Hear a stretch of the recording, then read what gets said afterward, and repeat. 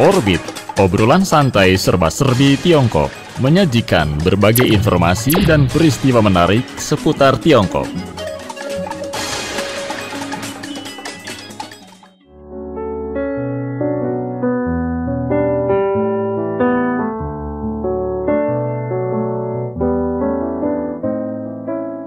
Pendengar, apa kabar Anda hari ini? Senang rasanya dapat kembali menjumpai Anda dalam Orbit, obrolan santai serba-serbi Tiongkok. Dan dalam episode kali ini, saya Aksan Prawira akan mengajak Anda menyimak perbincangan menarik tentang rekrutmen karyawan. Pendengar, proses dan teknik rekrutmen karyawan terus berkembang sejalan dengan berkembangnya teknologi, membuat banyak teknik baru dalam proses rekrutmen kemudian muncul. Teknologi baru ini hadir untuk membantu membuat proses rekrutmen menjadi lebih efektif dan efisien. Nah, di Tiongkok ada proses rekrutmen karyawan yang terbilang menarik, di mana proses ini dilakukan melalui live streaming. Dan seperti apa uniknya proses ini, rekan saya Manining yang berada di Beijing, Tiongkok akan membagikan informasinya untuk Anda. Halo Manining, apa kabar? Halo Pak Aksan, kabar saya baik-baik saja di sini. Bagaimana di Tiongkok keadaannya saat ini? Karena musim dingin sudah tidak ada, sekarang musim sudah berganti dan tentunya juga pariwisata di sana juga semakin meningkat ya? Ya. Karena sudah tidak ada pembatasan-pembatasan lagi. Ya, jadi sekarang ini sudah memasuki musim semi ya, benar-benar memasuki musim semi. Jadi berbagai macam bunganya sudah bermekaran. Jadi kami lagi sibuk ya pada hari Mingguan, sibuknya kunjungi berbagai macam taman-tamannya. Kami cari-cari di taman ini ada bunga apa, di taman itu ada bunga apa. Jadi kami ke sana untuk menikmati keindahannya bunga. Dan juga ada yang mau jalan-jalan ke pinggir kota karena sudah menjadi hangat cuacanya. Tidak hanya di Beijing saja, tetapi kalau mau jalan-jalan ke luar provinsi itu semakin ramai itu. Nah, jadi memang sudah memasuki satu musim yang salah satu yang paling bagus lah. Ya, musim gugur bagus juga. Iya. Nah, kali ini kita akan berbincang mengenai merekrut karyawan ya Manining ya. Dan Manining pernah memberikan gambaran kepada saya pendengar, ternyata di Tiongkok sana merekrut karyawan sekarang ini ada yang dilakukan melalui live streaming. Nah, ini ada masalah dengan pekerjaan sudah lama ya, atau baru-baru ini menjadi tren Manining di sana? Baru-baru ini ya? baru mulai, tapi masih belum sampai begitu banyak orang tahu. Jadi misalnya kalau saya sendiri juga kebetulan saya tahu hal ini, itu masih belum menjadi jalur yang utama. Yang lebih tradisional itu yang dipanggil orangnya ke kantornya untuk tatap muka itu masih lebih utama. Tetapi sekarang ini live streamingnya sudah mulai naik dan peningkatannya tajam sekali. Jadi peningkatannya besar. Nah, biasanya kalau bagi orang Tiongkok ya, kalau di kantor, misalnya seperti saya ini, biasanya lebih mantap. Nggak ada masalah dengan pekerjaan ya Manining ya? Ya, tetapi kalau bagi mereka misalnya yang kerja di pabrik atau buruh migran atau lain sebagainya, jadi maksudnya blue collar. Ya, itu maksudnya apa ya, kerah biru itu ya. Iya, kerah biru. Iya, mereka biasanya mungkin 1-2 tahun sudah mau ganti kerjanya. Bahkan ada yang mau ganti kota. Jadi kalau mereka buruh migran, mereka belum tentu selalu mau di Beijing misalnya. Mereka mungkin dengar ada teman-teman sekampungnya, mereka ikut mereka misalnya ke Guangzhou atau lain sebagainya. Jadi mereka mungkin 1 tahun akan ganti kerja atau 2 tahun ganti 1 kali. Dan biasanya mereka lebih suka ya sesudah atau sebelum tahun baru Imlek mau ganti kerjanya. Nah, ini menarik Manining. Kenapa harus menunggu Imlek baru pindah kerja? Ya, itu kan tradisinya bosnya tidak boleh punya hutang kepada karyawannya ya. Jadi sebelum tahun baru Imlek sudah bayar semuanya. Jadi ada yang mau pulang mudik. Kalau udah mudik, mereka belum tentu mau pulang ke perusahaan ini. Jadi mereka mungkin mau cari kerja yang lain. Jadi bulan-bulan ini ya, kebetulan Februari, Maret itu, jadi banyak orang lagi mencari pekerjaan yang baru. Ada yang sudah memasuki pabrik yang baru. Jadi ini adalah kesempatannya, mereka baru masuk kerja. Tetapi kalau menurut cara yang tradisional itu ya, misalnya mereka melihat ada informasinya, misalnya di koran, ada di internet, ada atau dari temannya. Jadi sudah ada informasinya mau cari lowongan kerja misalnya. Jadi mereka mau cari-cari ke sana jauh-jauh ke pabrik itu, mungkin belum tentu di kota yang sama ya, mereka harus jauh-jauh ke sana. Sudah kerja misalnya beberapa hari, 1 minggu, mereka rasanya tidak cocok, jadi tidak suka atau gimana. Jadi mereka tetap mau keluar. Iya, mereka mau keluar. Biasanya kalau dari pihaknya pemilik perusahaan atau pemilik pabrik itu, biasanya mereka tidak mau usir orang atau pekerja yang baru didatangkan itu ya. Jadi kalau mereka misalnya karakternya masih oke, tidak cepat emosi atau gimana, dan pekerjaannya masih oke, jadi biasanya mereka tidak mau usir mereka. Tetapi kalau dari pekerja mereka sendiri, mereka lagi pilih-pilih, mereka mungkin rasanya, wah ini memang jauh ya dari bayangan saya sebelum saya ke sini ya. Mungkin gajinya tidak banyak atau kerjanya lebih keras atau gimana. Jadi mereka mungkin rasanya tidak suka. Jadi dalam 7 hari mereka mau keluar. Iya. Iya, jadi katanya ada satu istilah, artinya adalah dilema 7 hari. Dilema 7 hari. Iya, nah ini menarik Mbak Nining. Apa sih istilah dilema 7 hari ini Mbak Nining? Jadi dari pihak perusahaan, mungkin ada banyak orang dalam 7 hari sudah keluar. Dalam 7 hari sudah keluar. Justru karena waktu mereka menulis informasinya lowongan kerja itu, kelihatannya masih cocok, masih oke. Tetapi kalau mereka benar-benar kerja di sini, mereka rasanya wah tidak cocok, saya tidak mau. Jadi ada seorang bapak, dia namanya Bapak Ji, dia markanya Ji. Dia juga orang yang sangat pinter ya saya merasa. Dia dulu ya pernah bekerja 5 tahun di satu pabrik elektromekanik itu di kota Kunshan di provinsi Jiangsu. Nah, Kunshan itu adalah satu kota yang cukup bagus. Dia adalah kota tingkat kabupaten dan cukup maju. Di sana ada banyak taman industrial sepertinya. Dan di satu pabrik elektromekanik itu, Bapak Ji, dia bekerja sebagai seorang pekerja atau buruh electroplating itu. Nah, jadi dia sudah sangat tahu, sudah 5 tahun dia sudah tahu pabriknya, sudah sangat tahu syaratnya gimana. Tetapi cuma ada satu hal, dia merasa bingung adalah rekannya, kawannya selalu ganti orang. Jadi ada yang kerja 1 tahun, beberapa bulan, jadi sudah ganti orang lain. Jadi mereka mau keluar, mau pulang atau mau ganti kerjanya gimana. Tetapi dia sendiri sudah 5 tahun di sana, sudah menjadi agak senior. Dia lebih tahu pabriknya gimana. Jadi suatu hari ya, sekarang ini kan banyak orang sudah punya akunnya, videonya sendiri ya di sosmed itu. Jadi setiap orang mau share di sosmed itu. Jadi dia pada luang waktunya, dia juga punya hobinya untuk share di sosmednya. Suatu hari dia punya pemikiran yang baru. Dia rasanya, apakah saya boleh live streaming? Apakah boleh saya bantu pabrik saya? Karena dia sudah senior kan, dia jadi sudah punya rasa cinta terhadap pabriknya. Ya rasanya apakah saya bisa bantu pabrik saya untuk cari bekerja itu. Jadi saya menyediakan lowongan kerja. Apakah ada yang tertarik itu? Jadi suatu hari dia membuka satu live streaming, hanya 1,5 hari saja sudah menarik 100 lebih orang. Jadi waktu itu dia baru menyadari, wah ini mungkin ya, dia orang memang pintar sekali ya. Dia sudah merasai, wah memang ya ini adalah kesempatan bagi saya sendiri. Mungkin saya bisa pindah ke bidang ini. Belum tentu saya harus kerja di dalam pabrik. Tetapi kalau saya pindah ke bidang ini juga boleh. Karena waktu melalui live streaming ya, dia karena lebih tahu keadaannya di pabriknya gimana, jadi dia bisa menjelaskan lebih detail, langsung menjawab pertanyaannya dari penontonnya, dan dia bisa kasih lihat foto-fotonya, misalnya asrama gimana, tempat kerjanya gimana, syaratnya gimana, dan dia sebagai seorang pekerja, dia bisa share gajinya gimana, jadi salarinya gimana. Jadi dia sudah tahu banyak, dan dia juga sebagai orang yang senior bisa kasih nasihat kepada anak-anak yang muda itu, apakah kamu cocok ke sini, di sini apakah ada lowongan kerja yang cocok itu. Jadi dia menemukan hal ini sangat gampang ya, sangat efisien. Jadi orangnya nggak usah jauh-jauh ke kantornya. Karena kalau cara yang tradisional itu, satu orang kalau mau cari kerja 1 hari paling 2 perusahaan. Jadi pagi 1, sore 1. Iya, dan mungkin ini tidak efektif ya Mbak Nining ya. Mungkin Mbak Nining juga punya pengalaman seperti ini dulu ya. Ya, jadi dulu ya waktu saya cari kerja juga seperti itu. Pagi 1, sore 1, itu sudah sangat lelah, itu sangat capek itu. Benar. Tetapi kalau melalui live streaming, 1 hari bisa beberapa perusahaan.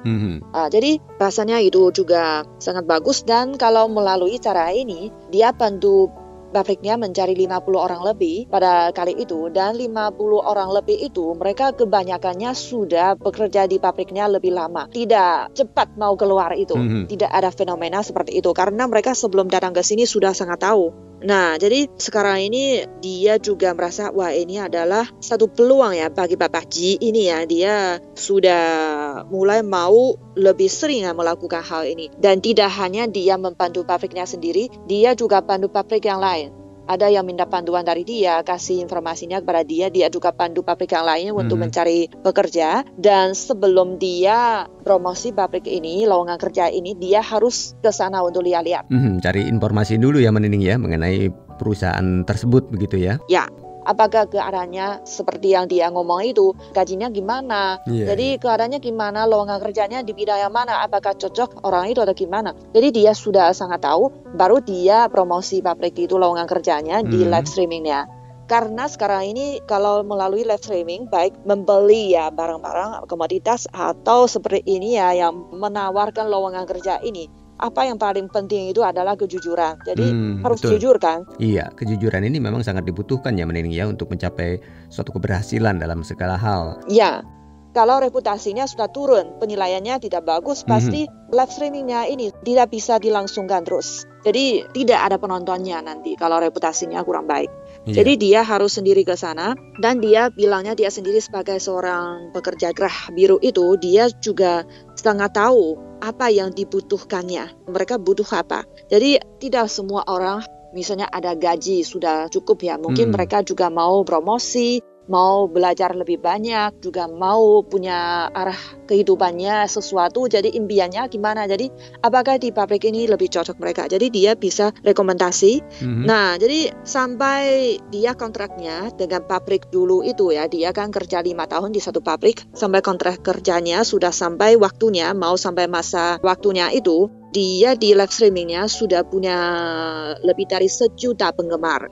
Jadi waktu itu dia lagi pikir, saya mau memperpanjang kontrak saya dengan pabrik, apa saya keluar, saya mulai menjadi seorang selebriti di live streaming, khusus mempromosi lowongan kerja ini. Gimana caranya? Jadi dia memutuskan untuk keluar dari pabriknya, dan dia khusus melakukan hal ini. Nah, jadi sampai 3 tahun kemudian dia kerja ini, dia berhasil mendirikan satu perusahaan sumber daya manusia. Jadi dia sudah membuka satu company ya, satu perusahaan khusus di bidang lowongan kerja ini. Jadi sudah menjadi satu HR, human resource. Nah, saya merasa dia hebat sekali, seorang pekerja yang biasa menjadi bos satu perusahaan. Wah, jadi dia bilangnya biasanya kalau dia live streamingnya setiap hari sudah bisa bantu puluhan orang mencari kerja. Dan kalau 1 tahun, dia memperkirakan tahun ini ya, dia akan membantu 10.000 lebih orang untuk mencari kerja. Nah, jadi dia merasa kerja ini cukup puas, dia rasanya bisa bantu orang, dan reputasinya selalu baik, dan dia merasa bisa dipercaya oleh orang itu. Rasanya dipercaya itu, dia merasa sangat rasanya bahagia. Dan dia bukan setiap hari live streaming. Katanya dia mungkin ada yang hari yang istirahat saja, tetapi kalau pada hari-hari itu juga ada orang yang mau kasih CV kepada dia dan nanya apakah ada lowongan kerja. Dia bilangnya belum tentu sekarang punya, tetapi dia akan simpan informasinya dan dia akan baca informasinya dengan teliti, CV-nya gimana, jadi orangnya cocok apa. Jadi nanti kalau ada lowongan kerja yang cocok, dia akan langsung hubungi. Dia merasa ini juga sangat membantu ya, ini juga sangat teliti. Dan dia juga misalnya ada yang suatu orang dia kasih komentar, dia bilangnya saya juga cari kerja di live streaming kamu, tetapi dengan dibantu perusahaan kamu, tetapi waktu saya kerja di sana gajinya tidak terjamin. Kalau kamu ngomong berapa, tetapi sebenarnya tidak sampai gajinya gitu itu. Jadi mereka ada keluhan, ada komplain. Jadi dia langsung nanya dalam live streamingnya langsung tanya gimana keadaannya. Apakah sekarang ini ya di live streamingnya boleh langsung kita telepon, kita voice call, bisa langsung jelaskan keadaannya gimana, dan saya akan hubungi pabriknya untuk tanya kenapa, sebabnya gimana. Kalau keadaannya itu benar, kalau pabriknya mereka bohong, akan saya bantu kamu. Jadi dia juga bantu orangnya. Jadi punya pelayanan pasca penjualan itu. Saya merasa ini caranya bagus juga ya. Jadi pabriknya juga merasa, karena kalau di Tiongkok ini ya, memang Kerah Biru itu pekerja yang sangat unggul itu atau teknisi, memang ada banyak, tetapi mungkin informasinya ada yang kurang jelas itu. Jadi mereka cukup bagus, tetapi mereka tidak tahu di mana ada lowongan kerja. Atau ada banyak pabrik, mereka hanya mau cari pekerjanya, tetapi mereka tidak tahu teknisi yang bagus itu di mana. Jadi melalui live streaming itu sudah mengurangi biayanya untuk cari lowongan kerja atau cari pekerja itu. Jadi bagi kedua sisinya, kedua pihaknya. Iya. Tapi dalam hal teknik perekrutan, Menining, metode ini mungkin sangat efektif untuk menargetkan milenial atau generasi Z ya? Memang ini sangat cocok untuk zaman sekarang ini, apalagi sekarang ini kalau teknisinya di bidang yang lebih modern. Misalnya di bidang komputer, di bidang HP, kalau di Tiongkok kan pabrik seperti itu banyak sekali. Atau di bidang misalnya kereta cepat atau lain sebagainya. Jadi selain engineer itu ya, insinyur itu pasti membutuhkan banyak Kerah Biru itu ya, pekerja yang biasa. Tetapi kalau bekerja biasa, mereka harus tahu sedikit teknologi itu ya, harus tahu sedikit. Jadi kalau di bidang itu banyak orang yang muda baru bisa. Misalnya kalau di bidang pembangunan ya, atau konstruktur, atau hanya pembantu di rumah atau gimana, itu belum tentu harus orang yang muda, belum tentu harus mereka pendidikannya tinggi atau gimana. Tetapi kalau di bidang ini, mereka tetap membutuhkan teknisi yang berpengetahuan dan masih muda. Jadi orang yang muda, mereka lebih menyambut cara ini, mencari kerja melalui live streaming. Jadi mereka lebih menolak ya dengan cara yang tatap muka.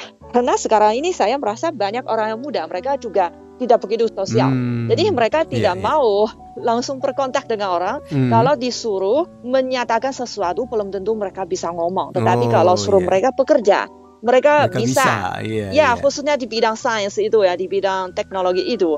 Mereka bukan seperti orang yang misalnya seperti saya ini belajar bahasa, jadi suruh saya ngomong sesuatu, saya baru bisa. Tetapi kalau mereka susah.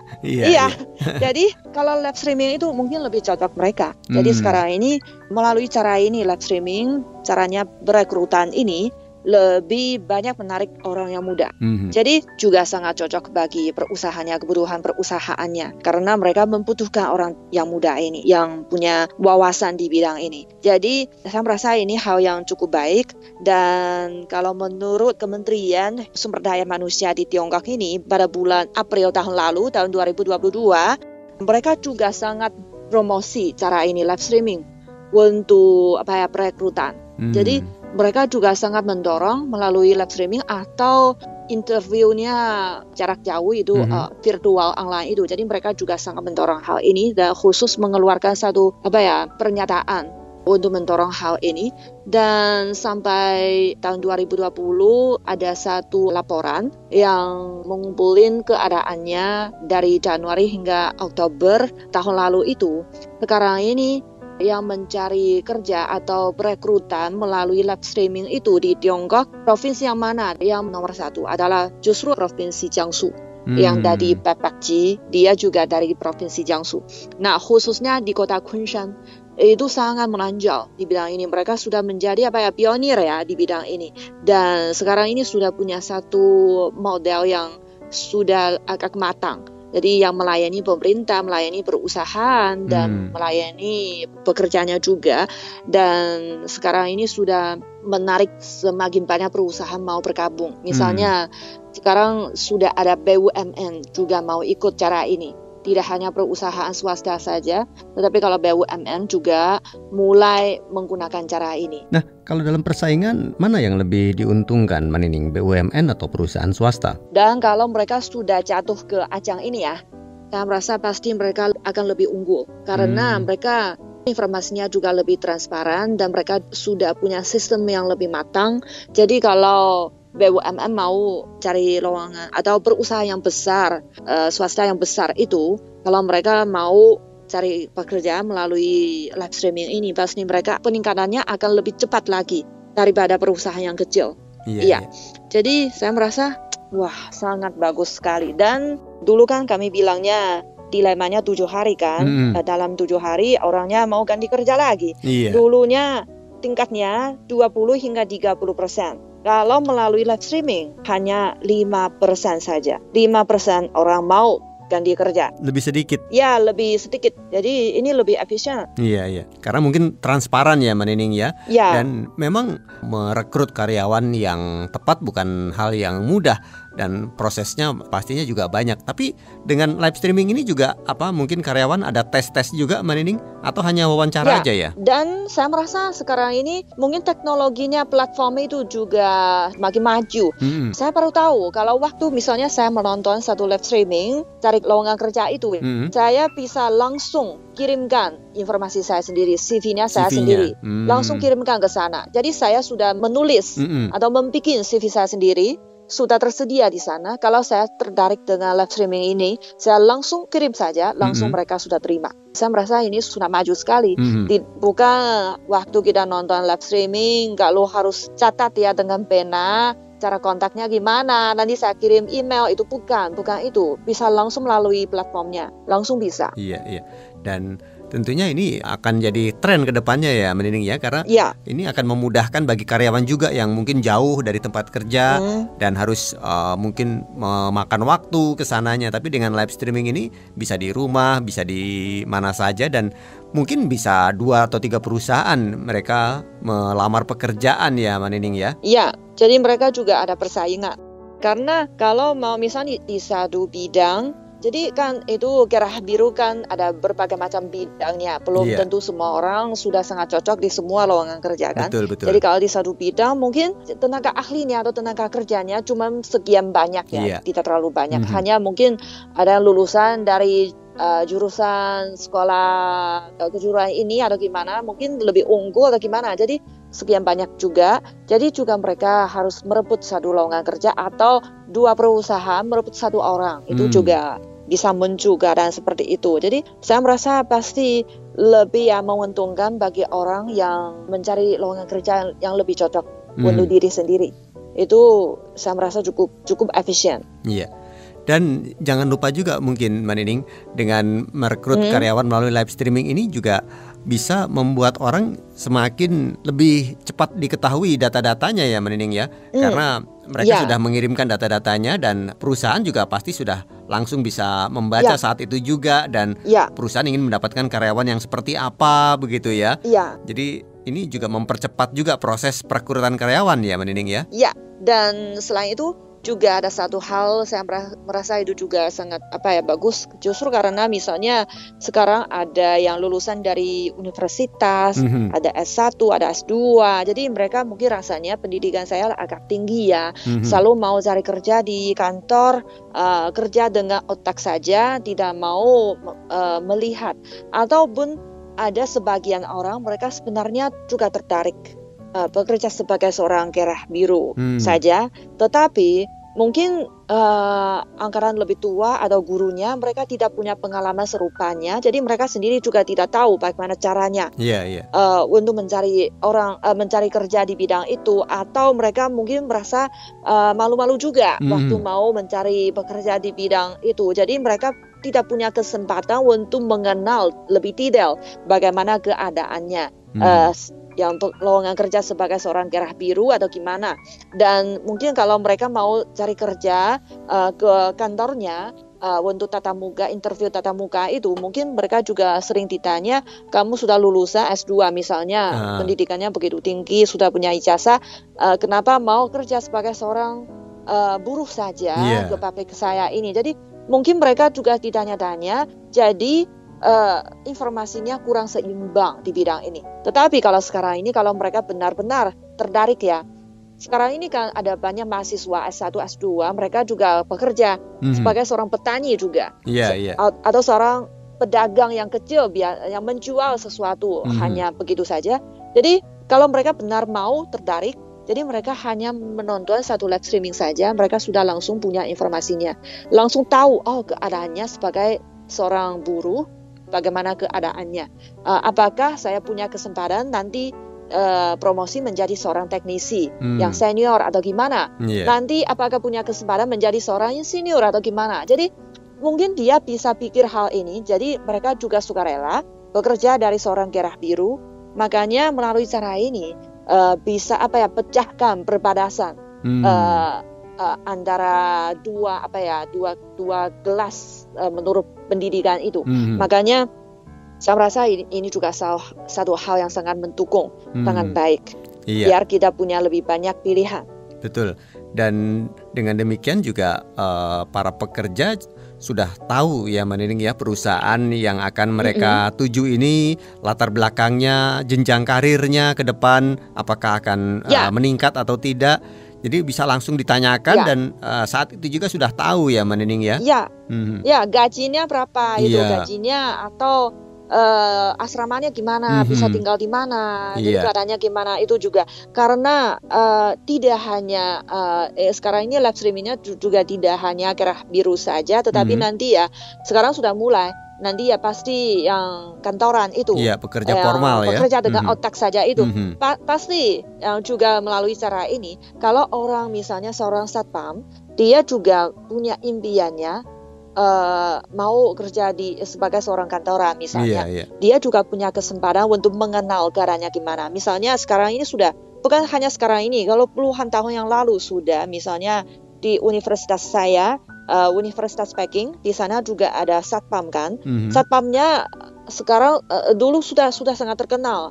Salah satu orang satpam, dia dulunya kerja sebagai seorang satpamnya di universitas di kampus saya, tetapi kemudian dia juga mengikuti ujian nasional, dia lulus, dia menjadi seorang mahasiswa.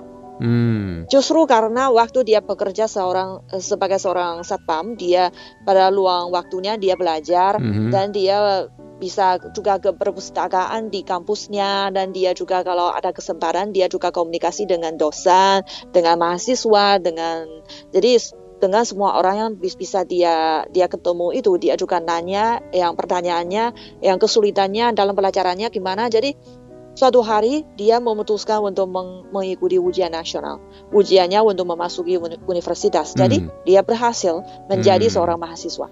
Jadi dia juga tetapi orang seperti itu, siapa punya kesempatannya untuk bekerja di sebuah kampus yang paling terkenal di Tiongkok ini kan, pasti bukan semua orang punya kesempatannya. Jadi mungkin satpamnya di satu pabrik atau gimana. Tetapi kalau mereka punya kesempatannya untuk menonton satu live streaming, mereka juga punya kesempatannya untuk nontonnya, interviewnya bersama dengan banyak mahasiswa. Jadi mereka juga punya kesempatannya untuk tahu di dunia itu gimana. Jadi di lowongan kerja di bidang itu gimana itu caranya. Makanya dia akan punya wawasannya lebih besar, lebih luas. Nanti dia juga bisa mewujudkan impiannya sendiri juga. Ya, pendengar, beradaptasi dengan teknologi sudah seakan menjadi suatu kewajiban di era yang serba cepat dan canggih ini. Jangan sampai perusahaan Anda kehilangan kesempatan untuk merekrut karyawan karena keterbatasan penggunaan teknologi yang digunakan dalam proses rekrutmen di perusahaan Anda. Beberapa perusahaan mungkin belum mengoptimalkan kegunaan dari sosial media, tetapi platform ini bisa menjadi salah satu tempat yang tepat untuk merekrut kandidat karyawan. Anda dapat menemukan semua jenis kandidat profesional yang mudah untuk dihubungi karena Anda hanya memerlukan koneksi untuk dapat terhubung dengan kandidat melalui platform sosial media yang Anda gunakan untuk menjangkau mereka. Dalam hal teknik perekrutan, metode ini sangat efektif untuk menargetkan milenial dan generasi Z yang cenderung lebih sering menggunakan sosial media daripada generasi X ke atas dalam kehidupan sehari-hari. Dan tidak terasa 30 menit sudah kami menemani Anda. Semoga informasi yang kami sajikan ini dapat memberikan tambahan wawasan bagi Anda. Dan akhirnya saya Aksan Prawira dari Jakarta, Indonesia. Dan saya Nining dari kota Beijing, Tiongkok. Kami mengucapkan terima kasih atas perhatian Anda. Sampai jumpa. Orbit, obrolan santai serba-serbi Tiongkok. menyajikan berbagai informasi dan peristiwa menarik seputar Tiongkok.